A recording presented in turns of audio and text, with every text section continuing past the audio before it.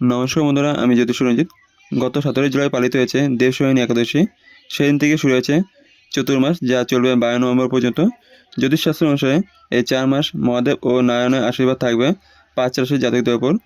তবে চলুন দেখে নেওয়া যাক কোন সে ভাগ্যশালী রাশি। এই বছর 17 জুলাই থেকে 12 নভেম্বর পর্যন্ত চলবে চতুর্মাস। 17 জুলাই দেবসহিনী একাদশী থেকে চতুর্মাস শুরু হয়েছে। আগামী 12 নভেম্বর পর্যন্ত চতুর্মাস চলবে। সেদিন দেব উঠানি একাদশী পালনের মধ্যে দিয়ে চতুর্মাসের অবসান হবে। শাস্ত্র অনুসারে এই 4 মাস যোগ নিন্দ্রায় থাকেন শ্রী বিষ্ণু এবং তার অনুপস্থিতিতে বিশ্বব্রহ্মাণ্ড পরিচালনার ভার থাকে মহাদেবের উপর। এই বছর শ্রাবণ, ভাদ্র, কার্তিক ও আশ্বিন চতুর্মাসের এই 4 মাস নানা দিক থেকে সৌভাগ্য লাভ করবে 5 রাশির জাতকরা। এইসব রাশির জাতকদের উপর এই 4 মাসে মহাদেব ও শ্রী বিষ্ণুর আশীর্বাদ বর্ষিত হবে। হরিহরের কৃপায় নভেম্বর পর্যন্ত এই 5 রাশির জাতকদের কোনো বিপদ ছুঁতে পারবে না। জেনে নিন চতুর্মাসে সব সমস্যা থেকে মুক্তি পাবেন কোন কোন রাশির জাতকরা।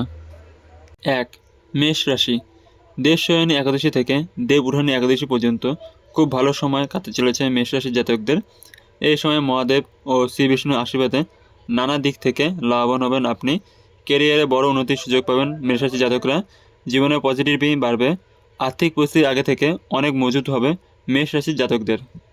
2. মিথুন রাশি।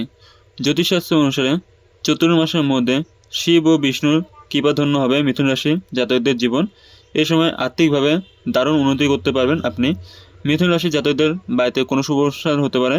প্রেম জীবনে খুব ভালো কাটবে। সঙ্গীর সঙ্গে সম্পর্ক মাধুর্য বাড়বে মিথুন রাশির জাতকদের। ছাত্রছাত্রীরা এই সময় পরীক্ষায় ভালো ফল করতে পারবে। 3. কর্কট রাশি। জুলাই থেকে নভেম্বর এই 4 মাসে মহাদেব ও বিষ্ণুর আশীর্বাদ লাভ করবেন কর্কট রাশির জাতকরা। এই সময়টা দারুণ আনন্দ করে কাটাতে পারবেন আপনি। দাম্পত্য জীবনে সুখ ও প্রেম ভরপুর থাকবে। চতুর্মাসের মধ্যে যে কাজে হাত দেবেন তাতে সাফল্য লাভ করবেন কর্কট রাশির জাতকরা। নানা দিক থেকে আয় বৃদ্ধি হতে পারে আপনার। 4. কন্যা রাশি।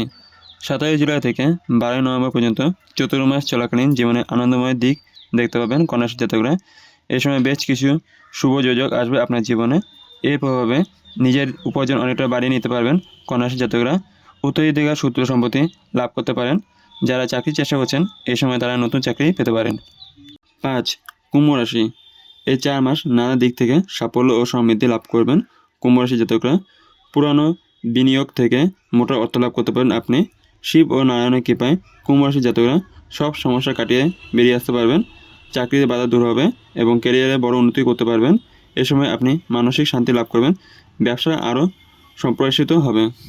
সম্পূর্ণ ভিডিও দেখার জন্য আপনাদের অসংখ্য ধন্যবাদ। ভিডিওটি ভালো লাগলে লাইক, শেয়ার আর আপনাদের কোনো মন্তব্য থাকলে কমেন্টে জানাবেন এবং চ্যানেলটিকে সাবস্ক্রাইব করে বেল আইকন অন করে পাশে থাকবেন। আজকে আমার ভিডিও এখানে শেষ। দেখা হবে পরের ভিডিওতে।